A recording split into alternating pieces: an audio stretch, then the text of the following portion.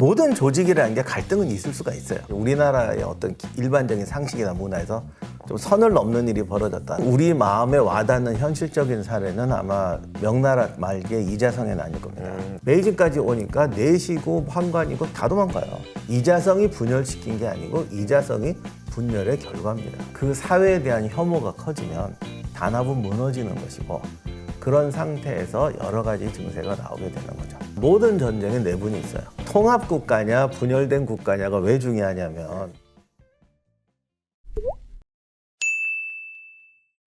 안녕하세요, 머니올라입니다. 오늘도 임용한 한국고전역사연구소장님 모시고 재미있는 역사 이야기 나눠보도록 하겠습니다. 소장님, 벌써 2월입니다. 봄이 네. 가까워지고 있는데 역사학자 분들은 이렇게 날씨 따뜻해지는 봄이 오면 뭐 답사나 뭐 외부 활동 이런 거 좀 준비하십니까? 많이들 그렇게 착각하시는데 아니에요. 우리 세대나 우리 위쪽 선생님들까지는 학자가 어딜 바깥을 돌아다니냐, 방구석에서 죽어야지, 연구실을 떠나면 안 된다. 저희 때까지도 의외로 답사 다니는 거 좋아하는 사람들이 많지 않았어요. 우리도 실제 뭐 문화재를 보거나 또뭐 발굴 작업하거나 밖에서 연구할 일도 많을 것 같은데. 그러니까 이제 고고학하는 분들. 근데 그거는... 사실 사학과 또 하고 고고학은 또 많이 다르거든요. 그러니까 이게 사학하는 사람들은 이 뭐 기록으로 해결한다. 요즘 세대는 잘 모르겠습니다만 저희 선생님은 제가 답사 같은 거 좋아했거든요. 그럼 이보게 학자는 연구실에서 죽어야 되는 거야. 어디를 이렇게 싸돌아다니. 아니 그래도 전쟁사 연구하면 실제 그 전투가 벌어졌던 장소를 봐야 더 알게 되는 것도 있을 것 같은데요. 요즘은 그렇게 생각들 해요. 근데 저희 때만 해도 가도 아무것도 없어. 알겠습니다. 네, 오늘은 또 소장님과 좀 특별한 시간을 마련을 해봤는데 최근 우리 축구 국가대표팀에서 좀 선수들 간에 갈등이 있었어요. 이게 참 있어서는 안 되는 일인데 아무래도 중요한 대회 중에 있었고 또 감독과 협회도 좀 책임에서 자유로울 수 없다 보니까 좀 많은 우려들을 낳고 있는 것 같은데요. 저희가 이 사건을 다루려는 건 아닙니다. 뭐 판단을 내리려는 생각도 없고요. 저희가 뭐 스포츠 채널도 아니고 정확한 사실관계도 알 수 없으니까요. 다만 좀 이번 일을 계기로 역사 속에서도 좀 교훈을 찾을 수 있지 않을까 생각을 해봤는데요. 내분과 내부 갈등, 역사 속에서도 숱하게 찾을 수 있잖아요. 역사적 사례들을 보면서 이런 문제들에 봉착했을 때 어떻게 갈등을 해결해 나갈 수 있는지 살펴보는 시간을 마련해 보았습니다. 소장님, 어떻게 축구는 좋아하십니까? 뭐 잘은 못하죠. 하는 건 못하죠. 보는 거 싫어하는 남자가 어디 있겠어요. 그러니까 이번에 아시안컵이 참 화제였는데 안타깝게도 마지막에 좀 좋지 않은 일이 있었어요. 좀 뉴스는 좀 보셨어요? 사실 모든 조직이라는 게 갈등은 있을 수가 있어요. 아니 없는 게 비정상이죠. 근데 이제 그 갈등을 어떻게 풀어나가느냐 또는 어떻게 이제 매너를 지키느냐의 문제인데 이번에는 이제 우리나라의 어떤 일반적인 상식이나 문화에서 좀 선을 넘는 일이 벌어졌다라고 생각하니까 이제 이런 일이 생긴 것도 같고 또 어떻게 보면은 예전에는 밖으로 안 나오던 이야기가 나와서 또 그런 것 같기도 한데 맞아요. 오히려 선수들을 보호해야 할 협회라든지 감독 이런 리더들의 역할이 이번에 또 없지 않았나. 그런 리더들이 오히려 갈등을 더 키운 면이 있지 않나. 그래서 좀 더 아쉬운 면도 있더라고요. 그러니까 결국 전쟁 때도 어느 나라나 마찬가지입니다만 지금 뭐 우크라이나나 이스라엘도 마찬가지로 다 내 안에 문제가 있고 전쟁이라는 거는 그 사기에도 그런 얘기가 나오는데 예를 들면 국내에 무슨 문제가 있을 때 뭐 이걸 어떻게 하기 위해서 전쟁을 일으킨다 이런 일도 있긴 있어요. 근데 반대로 그렇게 되면 국내 문제가 사그러드는 게 아니라 전쟁으로 인해서 커지는 경우도 있거든요.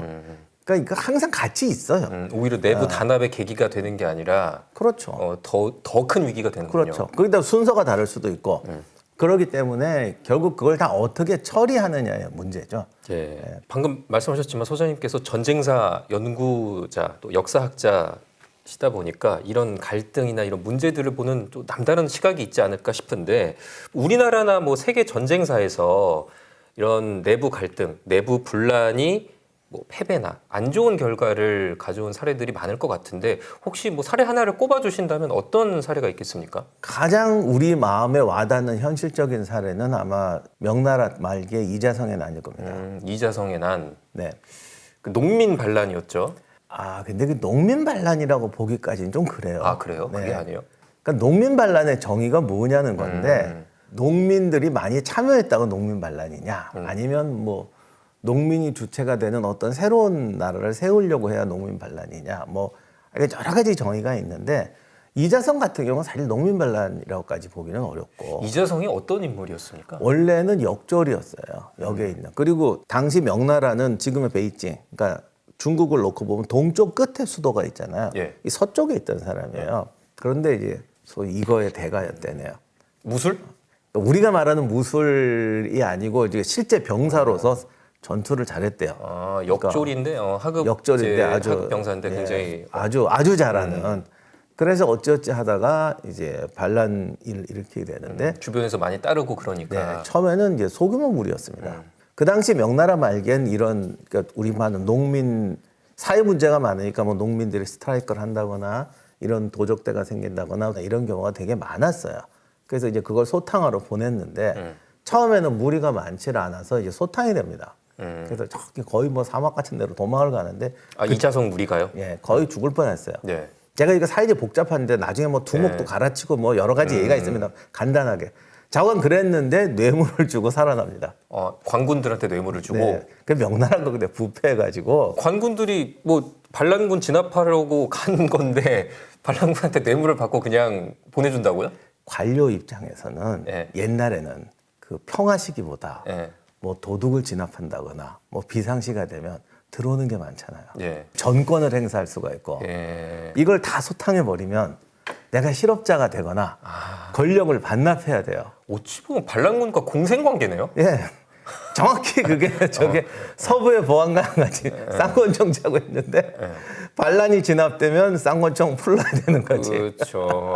이렇게 반란군이 없으면 나의 존재 가치도 사라지니까. 그래가지고 당시에 적당한 어떤 세력은 남겨두는군요. 그래서 당시에 그게 아주 유행이었답니다. 명나라 안에서요. 예, 저기 양쪽으로 받는 거죠.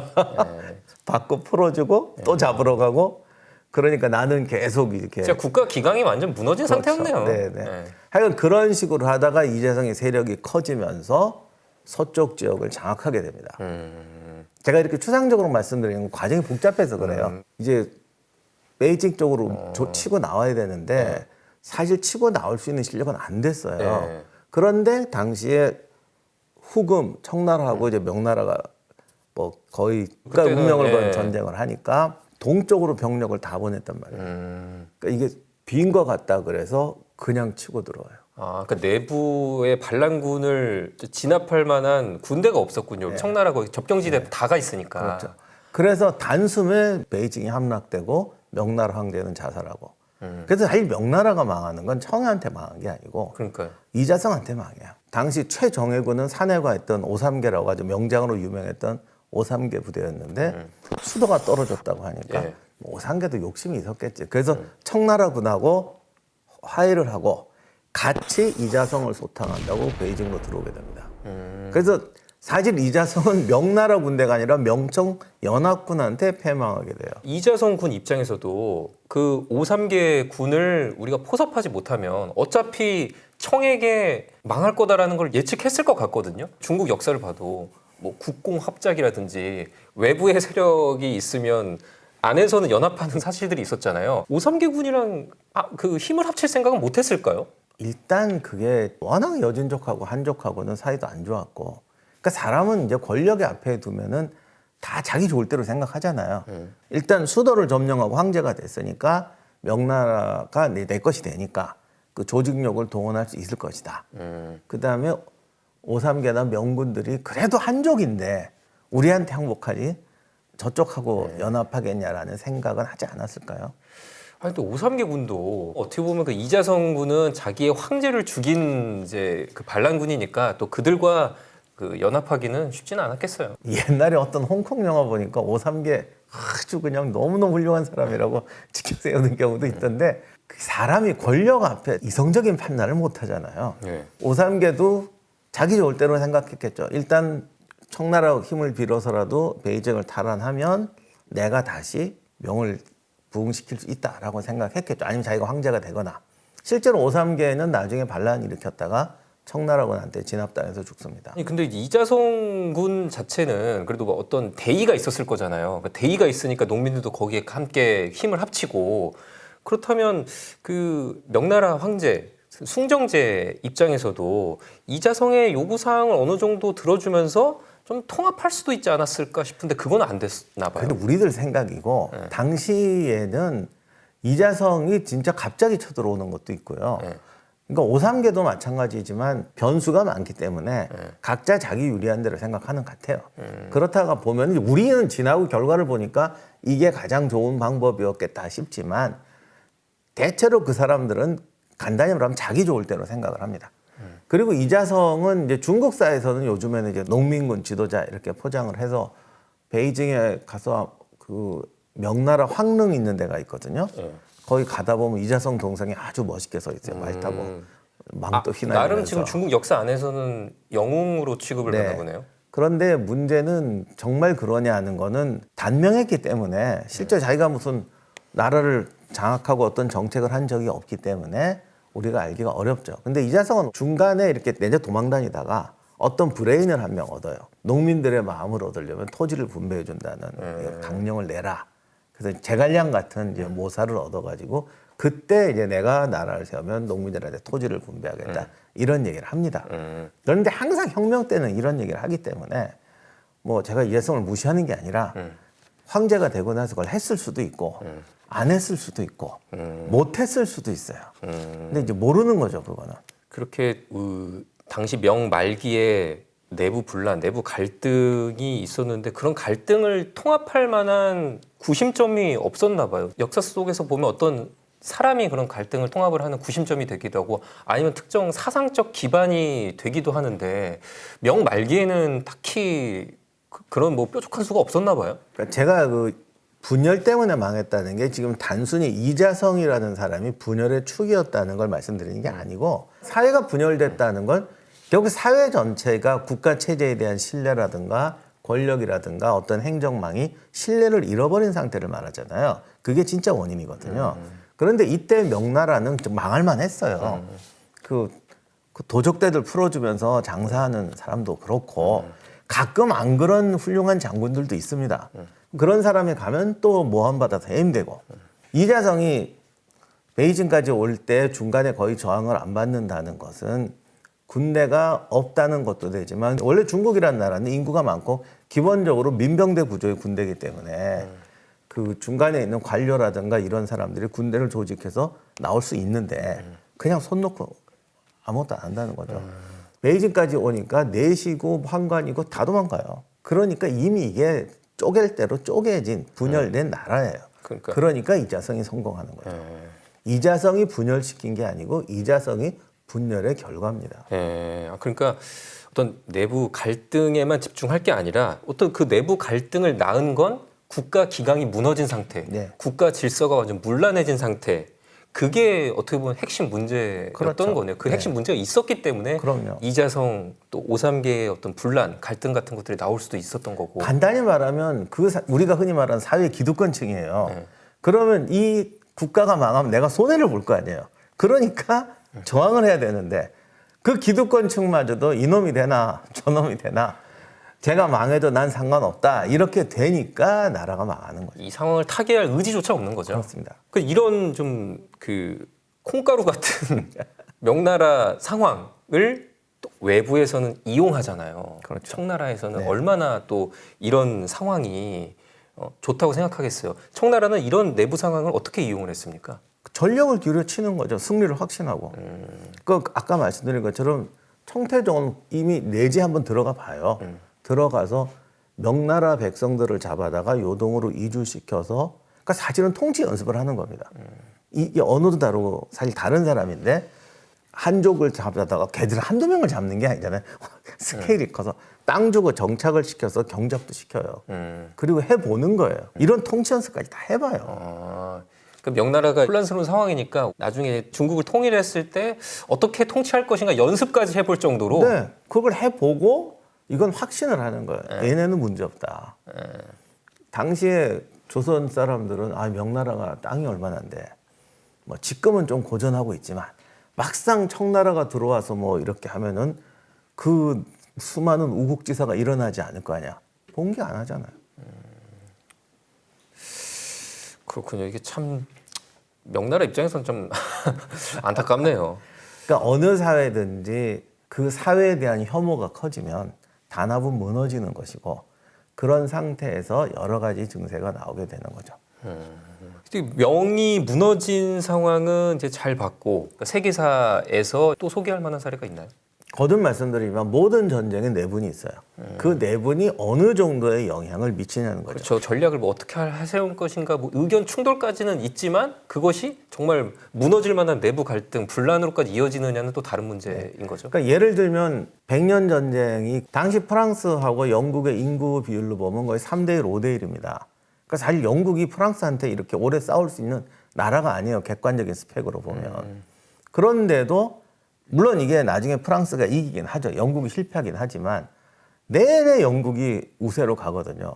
그러니까 잔다르크가 정말 그런 역할을 했는지는 별개 문제입니다만 프랑스 내가서 왜 이렇게 됐냐면 사실 프랑스가 극도로 분열되어 있었기 때문이에요. 당시 프랑스는 여러 왕국들이 이렇게 난립하던 시기였나요? 그것도 그렇고 원래 기반이 봉건제였잖아요. 예. 그런데 이제 왕권 놓고 이제 분열이 나가지고 예를 들면 가장 센 쪽이 이 브레타뉴 공국 같은 쪽인데 노르망디 쪽에 이쪽이 지금 영국 편을 들고 아니면 최대한 단합을 안 하고 또 방해하고 이렇게 되니까 프랑스가 100년 동안 고전을 하는 거예요.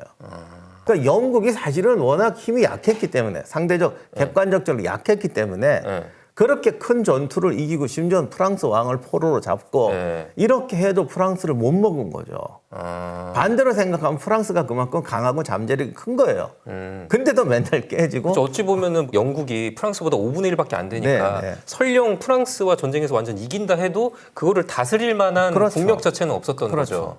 그러니까 내내 프랑스가 이길 수 있는 상황에서 100년 동안 계속 지다가 마지막에 이제 잔다르크로 상징되는 건 프랑스가 정비가 됐기 때문에 잔다르크가 솔직히 한 건 아니지만 내내 분열돼 있었기 때문에 영국한테 터지다가 어떤 계기로 합쳐지니까 이겼단 말이에요. 간단하게 이겼고 100년을 끈 거죠.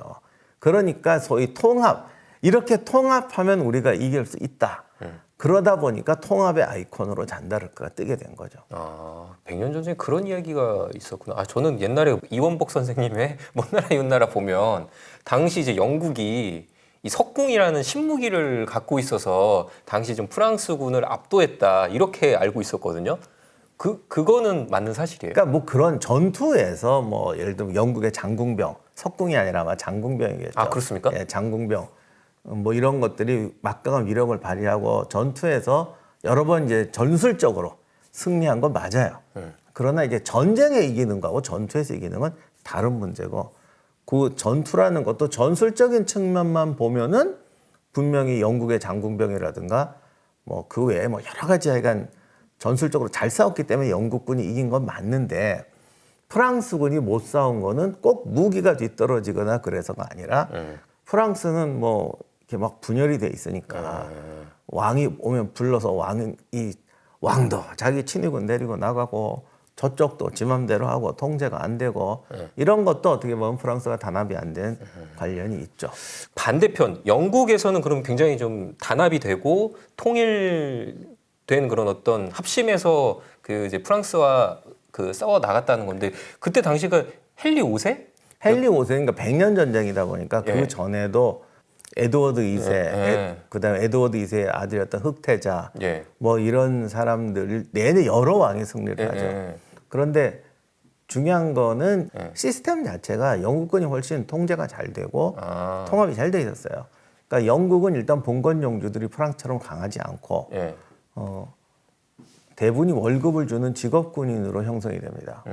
그리고 왕도 영국도 우리 같은 국가는 아닌데 국왕이 자기가 무역도 하고 돈도 많이 벌고 뭐 이런 구조였어요. 그러다 보니까 자기가 돈 모아서 돈 뜯어서 직업 군인들을 만들어 쳐들어가는 거죠. 그러니까 어떤 조직적인 구조가 잘 돼 있었어요. 영국은 땅도 좀 좁고 그 앞에 있던 여러 가지 역사적 사건들로 인해서 귀족들이 프랑스만큼 강하지 않았습니다. 그 헨리 5세가 제가 알기로는 그 영국 역사 속에서도 역사적 평가가 좋은 국왕으로 기억된다는 거를 제가 알고 있는데 실제로 그런 영향도 있는 거예요? 영국 왕조를 뭐 통일된 하나의 영국을 만들었다든지. 당시의 군대는 영국도 완전한 지금 같은 중앙집권 국가는 아니거든요. 예. 그러다 보니까 이 영주들도 잘 끌어들여야 되고 왕이 자기 돈을 가지고 자기 군대를 만들어요. 그러다 보니까 그런 통합적인 군사적 능력도 탁월했어야 되는 거죠. 그리고 헨리 5세만 그런 게 아니라 백년 전쟁 중에 크게 이제 3대 전투가 있어요. 크레시 전투, 부아떼 전투, 아젠쿠르 전투인데 이 주도자들은 다 다르죠. 크레시 전투는 에드워드 2세하고 아들 흑태자, 예. 부아떼 전투는 흑태자, 아젠쿠르는 헨리 5세 이런 식으로 이제 주체가 다릅니다.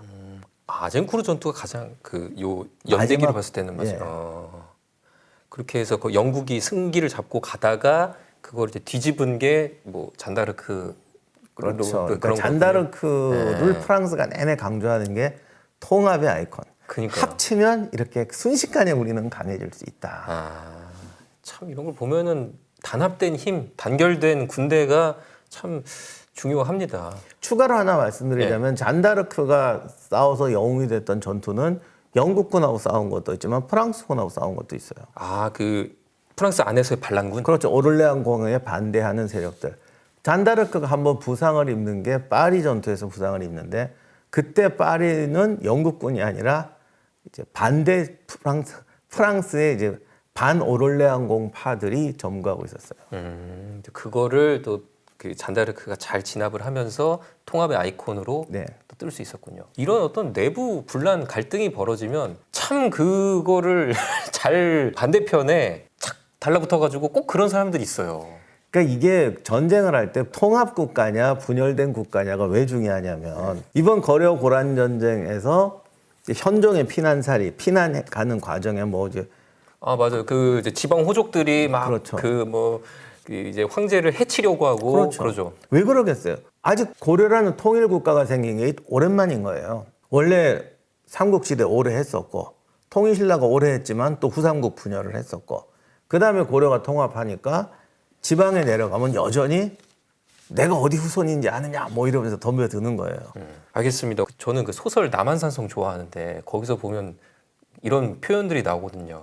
성은 안에서부터 무너질 것이다. 이제 청이 압박하면 이제 조선에서도 안에서 신하들이 갈등하고 내분하고 싸워서 그렇게 안에서부터 무너질 것이다. 그런 막 표현들이 나오는데 그런 것들을 보면 뭐 물론 그 소설 속의 어떤 아니요, 상상이지만 그때도 성벽이 다 무너지고 이제 군사들이 보니까 이제 더 이상 저항할 수가 없겠다 싶으니까 이제 와서 데몬스트레이션을 합니다. 항복해라. 그렇죠. 이젠 싸울 수 없다. 그래서 나중에 항복했던 것에 대해서 변명하는 사람들은 반란 나기 직전이었다. 그때 얼마나 위태로웠는지 아느냐. 그게 아니었으면 우리 항복 안 했다. 이렇게 얘기를 합니다. 맞아요. 그 최명길이랑 그 누구죠? 거기서 어떤 그 주화파랑 주전파랑 거기 성 안에서 갈라지잖아요. 그거는 역사적 사실이죠. 그거는 원래 최명길이랑- 갈라졌었고 예. 마지막에는 이제 성벽이 다 허물어진 건 아닌데 이제 방어 시설들이 허물어져요. 그리고 청나라 군대가 이제 공언을 합니다. 내일까지 항복 안 하면 들어가서 다 죽이겠다. 그랬더니 병사들이 궁전 앞에 몰려와서 항복해야 된다고 막 이랬다. 그래서 그때 좀 더 끌었으면 병사들이 무슨 짓을 저질렀을 것이다 라는 기록도 있습니다. 그럼 당시 그 병자호론 당시도 내부 갈등들이 우리 조선군에게 굉장히 좀 위협이 되는 상황이었던 거네요. 그런 거는 내부 갈등이라고까지 하긴 뭐하지만 어쨌든 내부 갈등이 하나죠. 근데 당시 워낙 청군이 네. 압도적으로 강하긴 했으니까 그리고 워낙 또 전황도 불리한 상황이었고 그렇죠. 알겠습니다. 오늘 내분의 역사 주제로는 이야기 여기까지 나눠보도록 하고요. 내부 갈등을 다스리는 리더의 역할은 어떤 것인지 한번 살펴볼 수 있는 시간이었던 것 같습니다. 좀 축구 대표팀 안에서도 좀 선수들 간의 갈등이 좀 잘 봉합됐으면 좋겠다는 생각을 저도 해봅니다.